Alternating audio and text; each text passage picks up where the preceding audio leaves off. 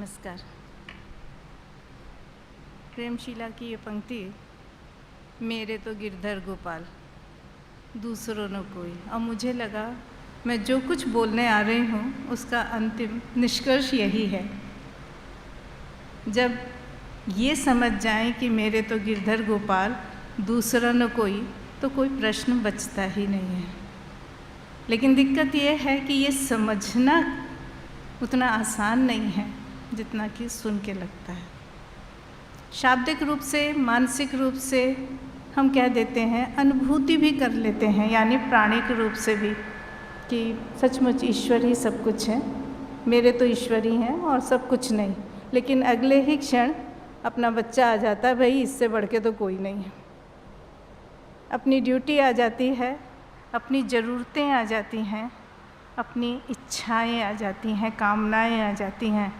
और जब व्यवहारिक रूप से होता है कि ये कामनाएं अपनी हैं, ये ज़रूरतें अपनी हैं, ये ड्यूटीज़ अपनी हैं, ये बच्चा अपना है, हमारे रिश्ते अपने हैं, या ईश्वर अपना है। और यहीं पे आके श्री माँ और श्री अरविंद का योग हमारे लिए सारे रास्ते खोल देता है। एक अद्भुत सा उनका तरीका रहा है कि उन्होंने कभी कक्षाएं नहीं ली इस तरह से कि तुम्हें ये करना है, बातें बताती गईं। आवाज़ आ रही है मेरी? उसके बाद चुनाव हमारा है। कभी भी ऐसा नहीं लगा पौंडीचेरी के वास में मुझे कि कोई डंडा मार के कह रहा हो कि जाओ और मेडिटेशन क्यों नहीं की, आज तुम्हारी एब्सेंट लग गई, तुम बड़े नालायक हो, ये आदमी तो बिल्कुल ही भक्ति नहीं करता। ऐसा कहीं कुछ नहीं। और वहीं ये शिक्षा मिली कि हम बाहरी दृष्टि से, बाहरी मानसिकता से किसी को पहचान नहीं सकते, जज नहीं कर सकते। और इसीलिए जब श्री माँ के ग्रंथ को पढ़ते हैं और उसमें प्रश्नोत्तर पे जाते हैं, तो ऐसा लगता है कि सारे प्रश्न हमारे अपने जीवन से हैं, और होने भी चाहिए, क्योंकि ये योग पथ ही है हमारे जीवन का रूपांतरण। बड़ा अच्छा होता कि इस तरह की वार्ताओं में अगर प्रश्न आपकी तरफ से आते और मेरे लिए एक चुनौती होती कि मैंने उस प्रश्न का उत्तर माँ के पास पढ़ा कि नहीं पढ़ा, और मैं बता पा रही हूँ कि नहीं बता पा रही हूँ, तो मुझे भी आगे पढ़ने को कुछ एक रास्ता मिलता। लेकिन मैं इंतज़ार में हूँ। शायद जब मैंने बोलना शुरू किया था तब भी यही कहा था कि हम लोग बातचीत करें, वार्ता है ये, इसे हम टॉक्स कहते हैं, भाषण नहीं। अपने प्रश्नों को खोजना शुरू करें तो हमें वहाँ मिल जाता है। लेकिन ये भी ठीक है कि हमने पढ़ा और हमने बोला और आपने सुना। अक्सर प्रशांत खन्ना भैया जो हैं वो शायरी बहुत सुनाते हैं, तो इकबाल के वो बहुत फ़ैन हैं और कहते हैं कि हम लोग जो ये वार्ताएं करते हैं तो मुझे इकबाल की पंक्तियाँ याद आती हैं। पढ़ लिया पढ़ा दिया, सुन लिया सुना दिया, सुकूने दिल न नज़र में है न ख़बर में है। और मैं उनसे कहती हूँ कि ऐसा नहीं है कि सिर्फ पढ़ लिया और पढ़ा दिया, वहीं तक बात रुकी। जब हम पढ़ते हैं, ज़रूरी नहीं कि हम उसे पढ़ा सकें। जब हम पढ़ाने की कोशिश करते हैं तो दरअसल हमारी पढ़ने की जो प्रक्रिया है वो और गहराई से आती है।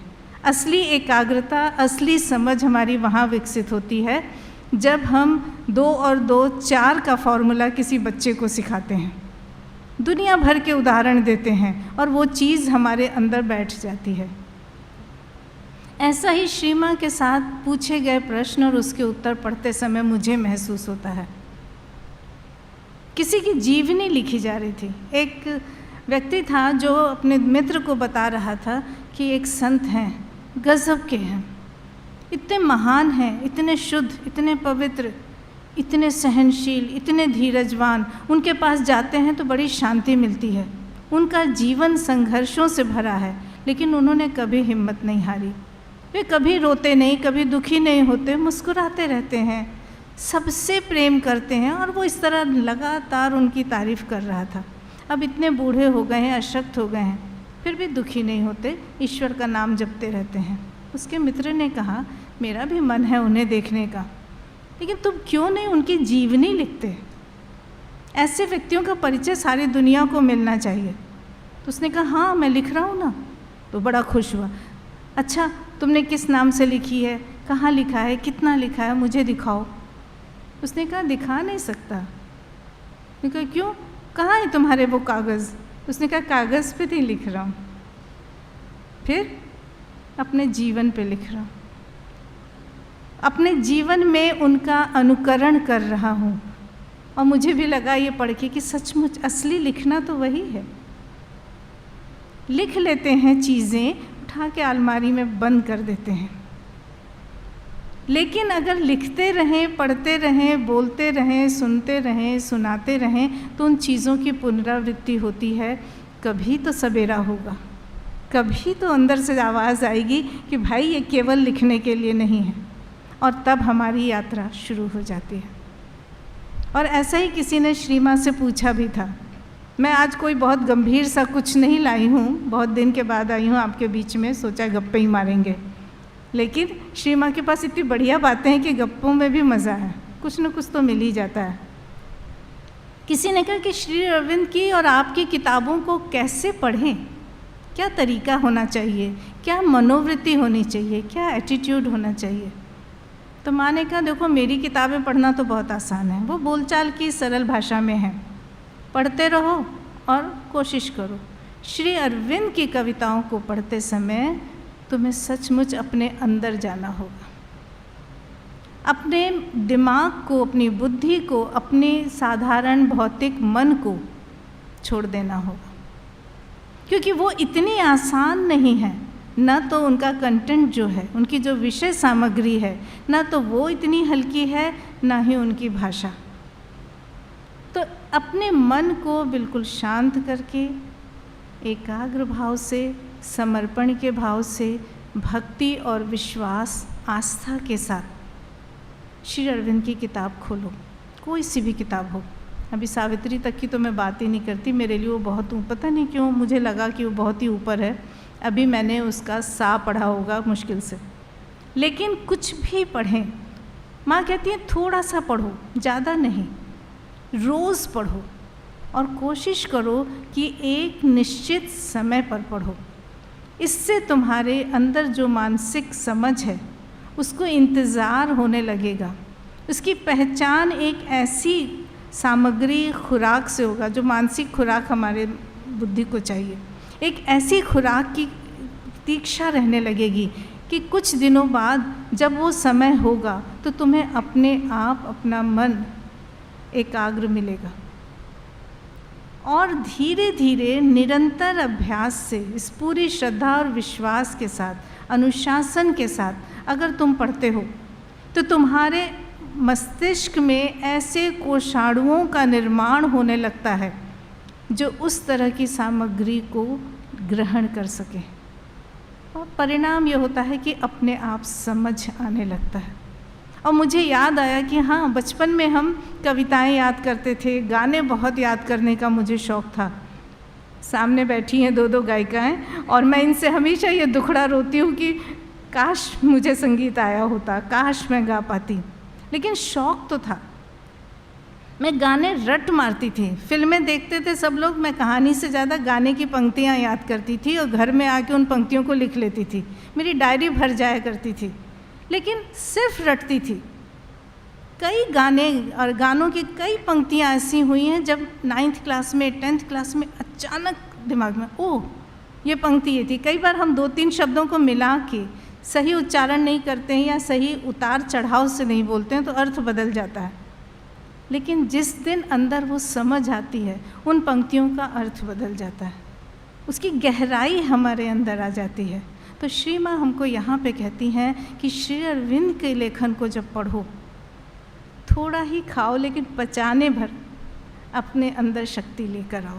तो पढ़ना चाहिए, थोड़ा थोड़ा पढ़ना चाहिए और समझने की कोशिश भी नहीं करो, सिर्फ ग्रहण करो और उनको याद करते हुए, प्रसाद की तरह। फिर हम नहीं देखते हैं कि प्रसाद में क्या था, लिया, सिर को लगाया और खा लिया।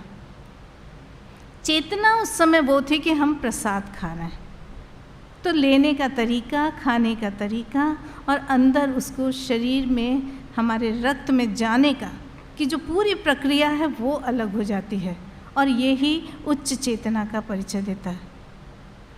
हम अपना भोजन अगर प्रसाद की दृष्टि से खाने लगें तो शायद बहुत कम में हम तृप्त हो जाएंगे, शायद बहुत जल्दी हमारा शरीर स्वस्थ होगा, शरीर के कोषाणु, उसकी सेल्स एक अलग ढंग से बनेंगी, हमारे आसपास की चीज़ें हमें अलग दिखाई देंगी, हमारा अपना ऑरा बदल जाएगा।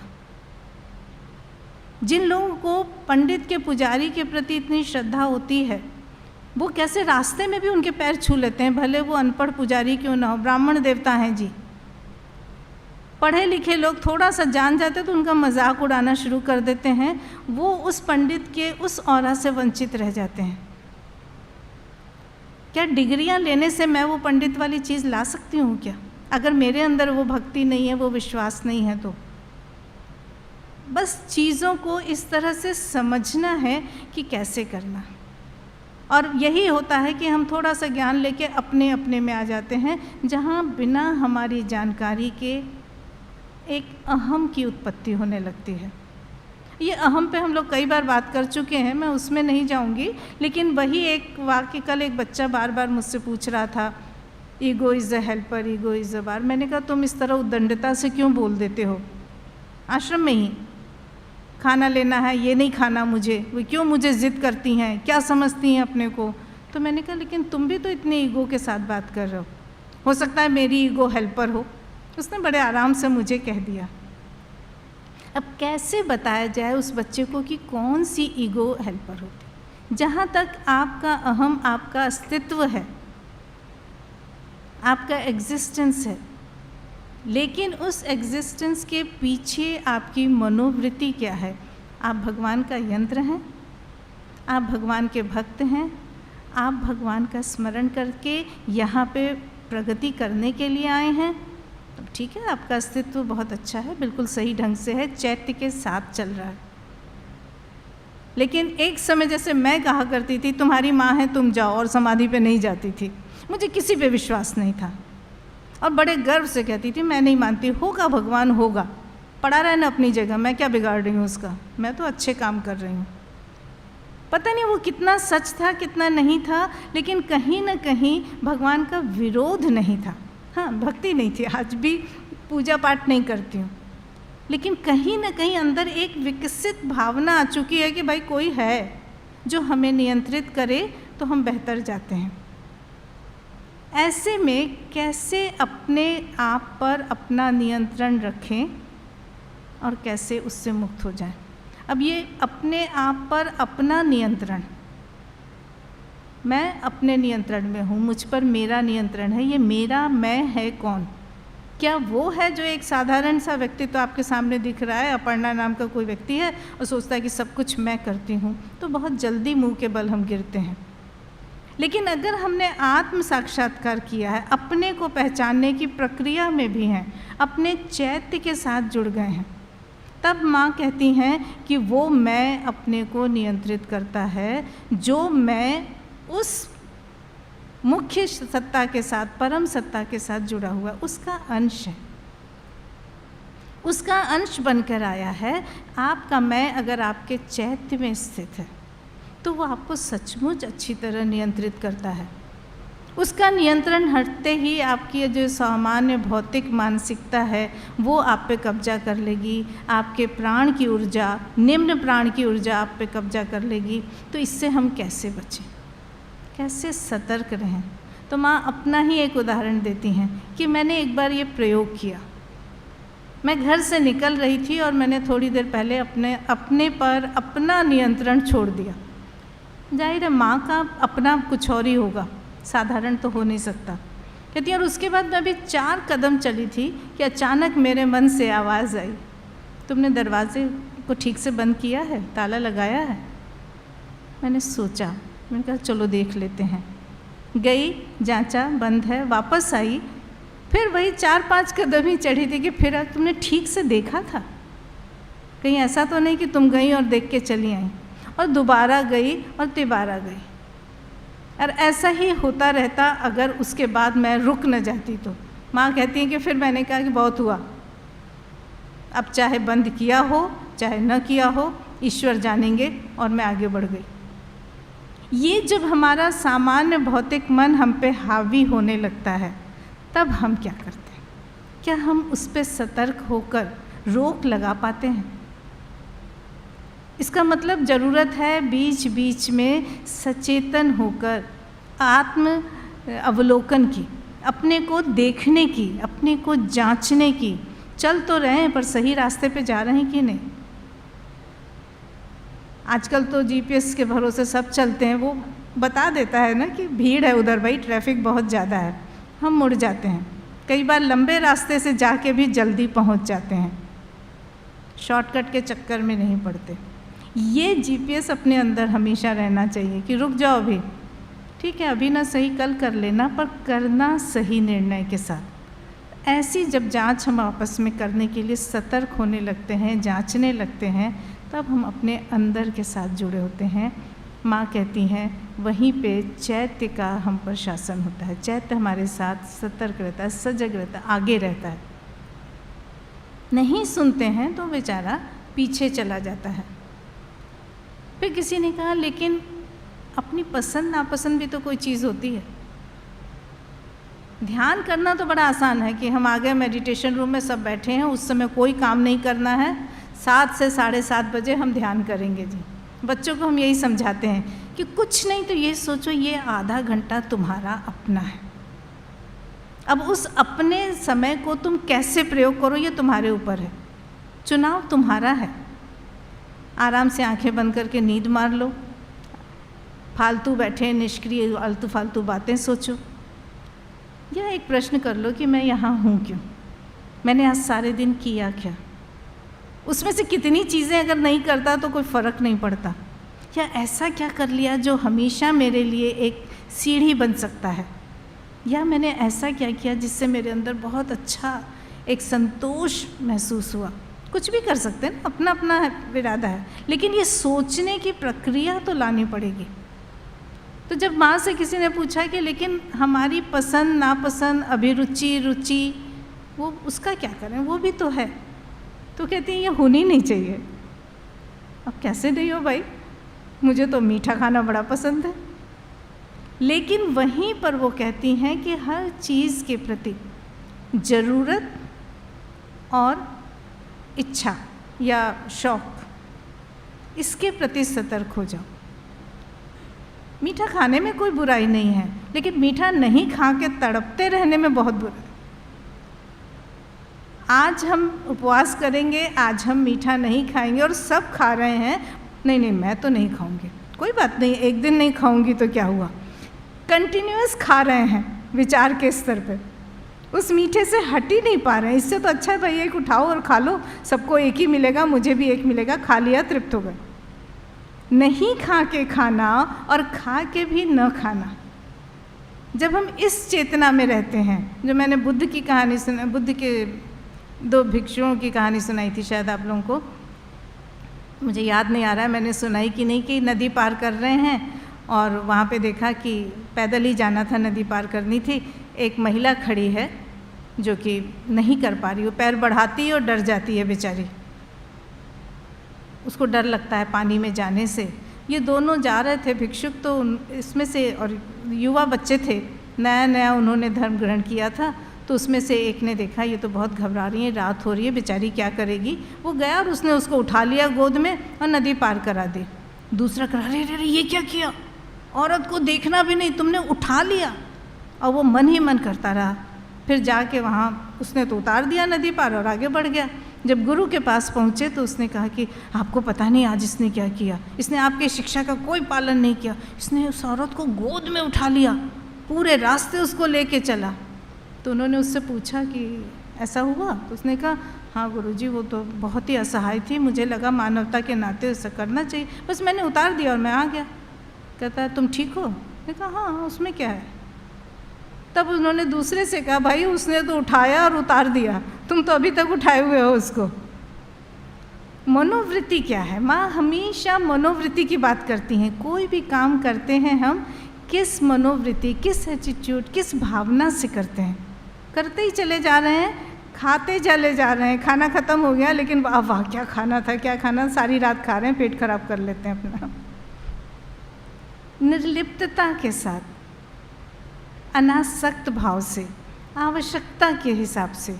मन की भी तो आवश्यकता है, ठीक है, मन का मन हुआ कि वो खा ले, खा लिया, पर भाई वहाँ पे ख़त्म, उसके साथ अब आगे आगे ना बढ़ते रहें। लेकिन इसी के कारण जब होता है कि जीवन है, जीवन की सच्चाइयाँ हैं, परिस्थितियाँ हैं, कठिनाइयाँ हैं, आसक्तियाँ हैं, इच्छाएं हैं, तो फल तो आते हैं। तो कठिनाइयाँ आती हैं, दुख आता है, पीड़ा आती है, बीमारियाँ आती हैं। अब किसी ने पूछा माँ से कि पीड़ा को सुख में कैसे बदल सकते हैं? दर्द हो रहा है और उसको सुख में बदलने की बात पूछ रहा है वो, कि ये हमें दर्द न लगे, हम सुखी हो जाएं, सुख में रहें कैसे? फिर मदर कहती हैं, नहीं मैं ये तुमको नहीं बताऊंगी, क्योंकि ये एक बड़ा ही कहना चाहिए रोगग्रस्त भावना है। पीड़ा को सुख में बदलना बहुत बड़ी विकृति है, ऑड सी चीज़ है। आपने देखा होगा कई बच्चे हैं जो नाखून से अपने पैरों को या चमड़ी को कुरेदते रहते हैं, खून निकाल देते हैं। मैंने खुद देखा है, स्कूल में एक बच्चा था, उसके पैर एकदम लहूलुहान हो जाते थे और हम लोग घबरा जाते थे, तुम्हें दर्द नहीं हो रहा? तो हंस देता था, अजीब सी हंसी होती थी। कहती ये एक विकृत सुख होता है ये, और ये तो दिख गया कि उसने नोचा, खून निकला और वो आराम से वही काम करता जा रहा है। बहुत सारे लोग होते हैं जो अपने अंदर के दुख को, अपनी बीमारी को भी इतना ही प्रेम करने लगते हैं। उन्हें बड़ा अच्छा लगता है कि सब आके कहेंगे हाय तुम बहुत बीमार हो। वो सोचते हैं इतने लोग मुझे चाहने वाले हैं, इतने लोगों का मुझे क्या किस्मत है मेरी। लेकिन ये सारी जो अनुभूतियाँ हैं ये विकृत अनुभूतियाँ हैं, विकृत सुख हैं, बुरे सुख हैं, जो हमें विपरीत शक्तियों के द्वारा मिलते हैं, हमें भटका देते हैं वो इन सब चीज़ों में। मेरे इतने चाहने वाले हैं, ज़रा सा मुझे बुखार क्या हुआ, इतने लोग आ गए, कोई कुछ लाया, कोई कुछ लाया, सबने अच्छे अच्छे मैसेजेस किए, देखो मुझे कितना प्यार करते हैं। और उस पूरे समय मैं बीमार हूँ वाली भावना में व्यस्त रही, इसका मुझे होश ही नहीं। तारा दीदी जैसे लोग आएंगे, ये क्या जब देखो तब बीमार पड़ जाती हो, तुम्हें पता नहीं अलाउड नहीं है बीमार होना, उठो और चलो काम पे। उस समय बड़ा कठोर लगता है, लेकिन 1 घंटे के अंदर हम सच में ठीक हो जाते हैं। कई बार मेरे साथ हुआ है कि लोग मुझे कहते हैं कल तो आपकी तबीयत बड़ी ख़राब थी। मुझे दुख है इस बात का कि मैं बहुत अच्छा स्वास्थ्य की मालकिन नहीं हूँ, बहुत लापरवाही की बचपन में, लेकिन तारा दीदी के संसर्ग में आके अगले क्षण देखते हैं मैं काम पे हूँ। तो कई बार वो कहती थी तुम भालू वालू हो क्या? सुनते हैं भालू का बुखार आता है और 1 घंटे में उतर जाता है। सुना था तुम बीमार हो, अब तुम आ गई काम पे। मैंने कहा आपका जो डंडा है ना वो पढ़ने नहीं देता है। ये जो विकृत सुख होते हैं उनसे बचने को माँ कहती हैं। वो कहती हैं कि नहीं, ऐसे सुखों को नहीं करना। लेकिन सच में दुख से बचना, पीड़ा से, दर्द से बचाना, अपने को मुक्त करना, ये एक अच्छा प्रयोग हो सकता है। ये सात्विक भी हो सकता है, ये डिविनिटी के साथ भी हो सकता है, दिव्यता की शरण में जाने से भी हो सकता है। और फिर वो तरीका बताती हैं कि ये जो पीड़ाएं आती हैं शारीरिक या मानसिक रूप से, वो क्यों आती हैं, उसके पीछे उद्देश्य क्या है। दरअसल में उसके पीछे उद्देश्य ये है आपको अवेयर करना, आपको बताना, आपको सचेत करना कि कुछ तो गड़बड़ है। जब सर्दी ज़ुकाम होता है तो लोग कहते हैं दवा मत खाया करो, वो कुछ अंदर का ऐसा है जो निकल जाएगा। कारण यही है कि आपके शरीर में कहीं ना कहीं संतुलन बिगड़ा है एक अच्छे स्वास्थ्य के लिए। तो आपको ज़ुकाम हो गया, खांसी हो गई, बुखार हो गया, उसी समय वो कहती हैं कि उसको जानो। मैं नहीं कहती कि दवाई मत खाओ, पर दवाई पे पूरा निर्भर भी मत करो। माँ तो नहीं खाती थी। वो कहती हैं कि दवाई खाने का मतलब ये नहीं है कि तुम ये सोचो कि दवाई ने सब कर दिया। दवाई तभी ठीक करेगी जब तुम्हारे अंदर ठीक होने की इच्छा है और दवाई के प्रति या दवाई देने वाले के प्रति विश्वास। किसी भी डॉक्टर के पास जाके आप ठीक नहीं होते, पर कई बार एक साधारण सा डॉक्टर किसी बड़ी सी चीज़ के लिए, जिसका वो स्पेशलाइजेशन भी उसके पास नहीं, वो आपको ठीक कर देता है। हम कहते हैं अरे आपसे तो बात करके ही हमारे ठीक हो गए। कारण वही है। तो वो कहती हैं कि जिस समय कोई पीड़ा हो, अपने को शांत करो और अपनी मानसिक रचनाओं को या अपने मन को ये बता दो कि तुमने अपनी ड्यूटी कर दी, तुमने मुझे बता दिया कि कुछ गड़बड़ है, अब तुम शांत हो जाओ। कहते हैं ना, मन बताता है कि तुम्हें यहाँ दर्द हो रहा है, दिमाग ही तो बताता है। जिन लोगों के पास दिमाग अस्वस्थ होता है वो इससे सुखी रहते हैं, उनको नहीं पता चलता कि क्या हो रहा है। वहाँ पे उसको उसकी सीमा बता देना कि अब तुम शांत हो जाओ, पता चल गया मुझे, अब मैं अपना इलाज कर लूँगी, मैं ठीक हो जाऊँगी। लेकिन मन के साथ मिल जाता है प्राण, हाय कितना दर्द हो रहा है, फिर तो भाई दो दो मिल गए और आपको बड़ा अच्छा लग रहा है कि हाँ, हाय मैं बेचारा, हाय मैं बेचारी, और फिर 4 लोग और आ जाते हैं हितचिंतक बन के। अच्छी खासी महफिल। मैंने ऐसे दिन बड़े काटे हैं जब घर में कोई बीमार पड़ा है और लोग आ जाते हैं सहानुभूति दिखाने। जो बीमार है वो तो बातें करने में मस्त है और हम उनके आने वालों की सेवा में लगे हुए हैं। उतनी देर अगर बीमार के साथ उसकी सेवा करते तो शायद वो ज़्यादा फ़ायदेमंद होता। जब सब लोग चले जाते हैं तो बीमार की बीमारी फिर आ जाती है वहीं की वहीं, और जो बेचारे आवभगत में लगा था वो फिर उनकी सेवा करे। मुझे मिले पौंडीचेरी में ऐसे लोग, या तारा दीदी यहाँ उदाहरण कि उनसे गलती से कभी पूछ लो दीदी कैसी तबीयत है, डांट पड़ती है सीधे, मुझे क्या हुआ है, तुम लोग बीमार पड़ते हो, मैं नहीं पड़ती। घुसने नहीं देती हैं इस बीमारी की स्वीकृति को अपने अंदर। फिर भी ऐसा नहीं कि हम बीमार नहीं पड़ेंगे। श्री माँ स्पष्ट कहती हैं कि शरीर का धर्म है बीमार होना। धर्म से मतलब यहाँ पे ड्यूटी नहीं है, धर्म से मतलब यहाँ स्वभाव है। मन का धर्म है दुखी होना, और प्राण तो मतलब उसको तो लगाम न लगाओ तो पता नहीं क्या क्या कर बैठे। तो ऐसे प्रश्नों के उत्तर जब माँ देती हैं तो कारण वही हो जाता है उस जीवनी की तरह, कि जीवनी लिखनी है तो अपने अंदर लिखनी है, अपने जीवन में लिखनी है। और इन सारी चीज़ों को करें कैसे, उस पीड़ा से अपने को मुक्त करें कैसे। श्री अरविंद ने तो करके दिखाया, हमारे लिए इतना आसान नहीं है। पढ़ा था मैंने कि श्री अरविंद को जब चोट लगी थी, उनका पैर टूटा था, बहुत दिन उनको बिस्तर पे रहना पड़ा था, फिर भी वो अपनी वैसे ही साधना में रहते थे, ध्यान में पड़े रहते थे, चीखने चिल्लाने का तो स्वभाव ही नहीं था। एक जगह कहीं पढ़ा कि माता जी आई ऊपर से और उस दिन उन्होंने देखा और कहा कि बहुत दर्द हो रहा है, तो मुस्कुरा दी और उसका कहा हाँ दर्द है पर सफरिंग नहीं है, मैं तड़प नहीं हूँ, there is pain but no suffering. अब ये सफ़र करना जो है, लकीली हिंदी का सफ़र, उर्दू का सफ़र बहुत अच्छा होता है, अंग्रेज़ी का सफ़र बहुत बेकार है, मुझे इसीलिए अंग्रेज़ी नहीं पसंद है। सफ़र ना करना, दर्द तो है, और वो कौन कर सकता है, वही कर सकता है जिसने अपने मन को शांत कर लिया। वो देख पा रहा है कि ये मेरा एक शरीर है जिसका ये अंग पीड़ित है, उसमें दर्द है, उसको इलाज की ज़रूरत है, तो मैं उसको आराम दे रहा हूँ, लेकिन अपने को डिटैच कर रखा है। हर कोई वो कब कर सकता है, जब उसके अंदर एकाग्रता हो, आस्था हो, समर्पण हो और ध्यान करने की आदत हो। क्योंकि ध्यान में हम अपने अंदर जाते हैं, अंदर जाके अपने उस चैत्य से मिलते हैं, अपने असली स्व से मिलते हैं। वो इन सबसे परे है। उसके लिए एक हिस्सा इस मशीन का टूटा है तो मशीन के बाकी हिस्से काम कर रहे हैं, मशीन नहीं रो रही है, पर मशीन काम नहीं कर पा रही है, तो उस मशीन की ड्यूटी है कि अपने को ठीक कर ले। मशीन के उस पार्ट की ड्यूटी है कि वो अपने को ठीक कर ले। ऐसे ही अगर हमारा मन दुखी है, हमारा शरीर रोगग्रस्त है, हमारा प्राण जो है वो बहुत उछल कूद कर रहा है, चाहे वो खुशी से करे चाहे वो दुख से करे, तो ऐसे में हमें उन्हें ट्रेन करना पड़ेगा। और इसलिए ध्यान का बहुत महत्व है। जब हम ध्यान की गहराई में जाते हैं तो चीज़ें अलग हो जाती हैं, वो शांत हो जाती हैं। श्री माँ अक्सर मादाम नील की बात करती थी, उनका नाम पूरा शायद अलेक्जेंडर कुछ था, है ना भैया, कहीं मैंने लिखा भी है पर अभी दिख नहीं रहा है उनका। वो हाँ मादाम नील का अलेक्जेंडर कुछ था उनका नाम। वो बहुत नियम से ध्यान करती थी और माँ की अच्छी मित्र जैसी हो गई थी। वो एक बार कहीं जा रही थी और इंडो चाइना का कोई एक जंगल था, उसे पार करना था, उस रास्ते से ये लोग जा रहे थे और पूरा ग्रुप था। रास्ते में अचानक उनको ध्यान आया कि अंधेरा हो जाएगा, इस जंगल को तो पार करना है, पर मेरा तो ध्यान का समय हो गया।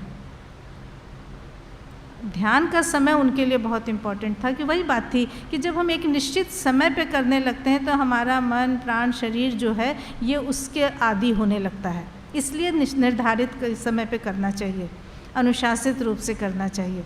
तो उन्होंने सबसे कहा कि ऐसा है, आप लोग आगे जाइए और कहीं सुरक्षित जगह खोज के रहने का प्रबंध कीजिए, मेरा ध्यान का समय है, मैं आप लोगों से मिल जाऊंगी। तो उनका जो गाइड था उसने कहा ना ना ना, अभी नहीं छोड़ सकते आपको, ये तो नरभक्षी बाघों का जंगल है। उन्हें माता जी ने बहुत लिखा है, उसके अनुवाद में लिखा गया है बाघ जी। जो नरभक्षी बाघ होते थे उन्हें बाघ जी कहा जाता था। उसने कहा नहीं नहीं, यहाँ तो बाघ जी हैं और वो तो जान का खतरा है, हम आपको नहीं छोड़ेंगे। कहने लगी मेरे लिए जान का खतरा उतना बड़ी प्रॉब्लम नहीं है जितना कि मेरे ध्यान का छूटना, ध्यान ज़्यादा इम्पॉर्टेंट है, आप मेरी चिंता मत कीजिए, आप जाइए। और फिर कहते हैं वो एक पेड़ के नीचे बैठ गई, अपने को उन्होंने व्यवस्थित कर लिया और फिर ध्यान में डूब गई। काफ़ी देर के बाद अचानक उन्हें कुछ एहसास हुआ, स्पंदन आते हैं, वाइब्रेशंस होते हैं। उन्हें लगा कि आसपास कुछ ऐसा है जो ठीक नहीं है, जो अच्छा नहीं है। उन्होंने आँख खोली तो देखा कि सामने बाघ जी बैठे हुए थे और उन्हें ललचाई आँखों से देख रहे हैं। उन्होंने तुरंत आँखें बंद कर लीं। और योग का जो नियम है, सबसे बड़ा नियम है कि आप डरेंगे नहीं। और वो बुद्धिस्ट थी तो उन्होंने सीधे कहा कि ओ, अगर मेरे निर्वाण के लिए, हम लोग बड़े लकी हैं कि हमारा तो निर्वाण के ऊपर का रास्ता है, वो तो वहीं निर्वाण के लिए तैयार हो गई। कहने लगी मेरा निर्वाण इन बाघ जी के मुंह में जाके ही होना है तो होता रहे, मैं फिर आंखें बंद कर लेती हूँ। और वो फिर अंदर चली गई। और जब ध्यान में शरीर होता है तो समाधि में आ जाता है, उसमें कोई स्पंदन नहीं, वो निश्चल बैठी थी। बहुत देर के बाद उनका ध्यान टूटा। शुरू में तो सोचती नहीं कि अब मेरे पे आक्रमण होगा, अब अटैक होगा, बाघ जी मुझे पकड़ लेंगे, खा जाएंगे, मारेंगे, लेकिन धीरे धीरे वो ध्यान में डूब गई थी। बहुत देर बाद आँख खुली तो देखा बाघ कुछ नहीं है, वो आराम से बैठी। वे उठी और चली गई, अपने साथियों से मिल गई, कहा देखो मैं आ गई। लेकिन ऐसा कब होगा? जब आपके अंदर निर्भीकता है, आपके अंदर अपनी साधना के प्रति समर्पण है कि नहीं, ये तो मेरे जीवन का ये लक्ष्य है, लक्ष्य को पूरा करने का दृढ़ संकल्प है। तो निडरता है, संकल्प है, आस्था है, विश्वास है, लक्ष्य के प्रति समर्पण है। तो इन सब चीज़ों के साथ अपने आप चेतना ऐसी बन जाती है, आपका ऑरा इतना सुदृढ़ हो जाता है जिसमें कोई भी विरोधी शक्ति प्रविष्ट होने के पहले सोचेगी, वो इतनी आसानी से नहीं। इसलिए हमेशा हम लोगों क्या कहा जाता है कि प्रतिदिन ध्यान जरूर करें, ध्यान की कोशिश जरूर करें, और कुछ नहीं तो कंसंट्रेशन, अपनी एकाग्रता की तो प्रैक्टिस हमें करनी चाहिए। जब एकाग्र होने की शक्ति हमारी बढ़ जाती है, हम किसी एक चीज़ पे एकाग्र होने लगते हैं, तो अपने आप वो समय आएगा कि जब हम ईश्वर पे ही एकाग्र करेंगे तो ईश्वर के अलावा फिर कुछ आएगा नहीं। हमारी दृष्टि में, हमारे मानस पटल पे किसी का प्रवेश होगा ही नहीं। पर इन चीज़ों को सबको बढ़ाने के लिए जो हमारी डेली लाइफ की दिक्कतें आती हैं, दैनिक जीवन की बाधाएं आती हैं, कठिनाइयाँ आती हैं, उसके लिए माता जी ने शायद अपने सिंबल की उन 12 क्वालिटीज़ को बनाया है, उनको हमारे सामने रखा है कि आप कैसे ग्रहणशील बने, आप कैसे सिंसियर बने, सच्चाई के साथ कैसे चलें, आप कृतज्ञ कैसे बने।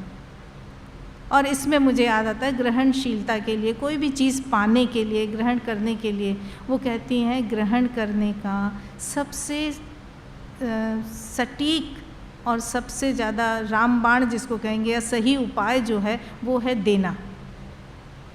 जब लोग कहते हैं कि हमें कई चीज़ें जब चाहिए होती हैं और ईश्वर से मांगते हैं तो मिलती नहीं हैं, तो पहले तो ये बताओ कि तुम्हें वो चाहिए क्यों, क्या वो सचमुच तुम्हें चाहिए।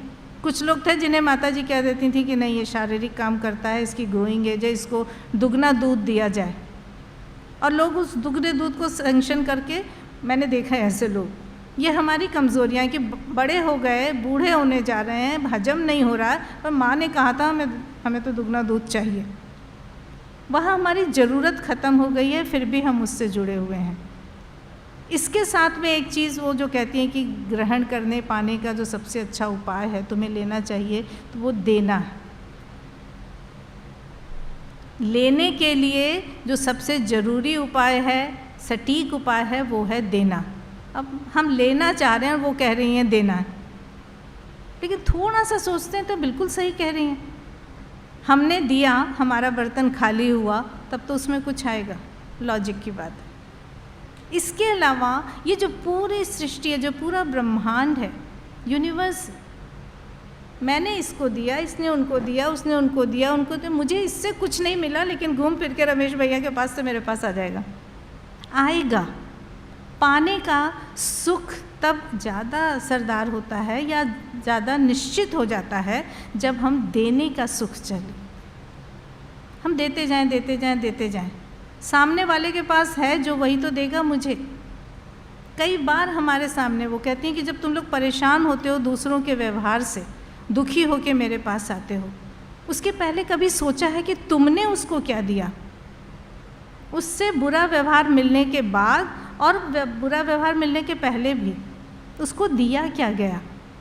अब मेरे पास इस कागज़ में जो बातें हैं वही पढ़ा सकती हूँ मैं, आज तो अभी और कुछ नहीं है, लेकिन इसमें आया क्या? जो मैंने पढ़ा वही तो आया। इसी तरह जो मुझे मिला वही मैं आपको दे पाऊँगी। मेरे पास सारी कड़वी बातें हैं, मैं आपको देती जा रही हूँ, और हर कोई मेरे से नाराज़ है, वो भी मुझे कड़वी बातें सुना रहा है। तो मेरा भंडार निकला था थोड़ा सा कड़वी बातों का, और इतने लोगों से मिला, निंदा मेरे पास आई, तो मेरा भंडार तो और बढ़ गया। लेकिन अचानक किसी ने कहा कि नहीं नहीं छोड़ो, ज़रूर परेशान होगी, पता नहीं क्या दिक्कत है, चलो उसको आज माफ़ करते हैं। किसी ने मुझे माफ़ी दी, किसी ने मुझे देख के कुछ नहीं कहा, कोई बाहर जाके इतना उदार निकला कि मुस्कुरा भी दिया, तो मेरे पास एक मुस्कान आई। तो कम से कम एक उस व्यक्ति के लिए मेरे अंदर मुस्कान आएगी।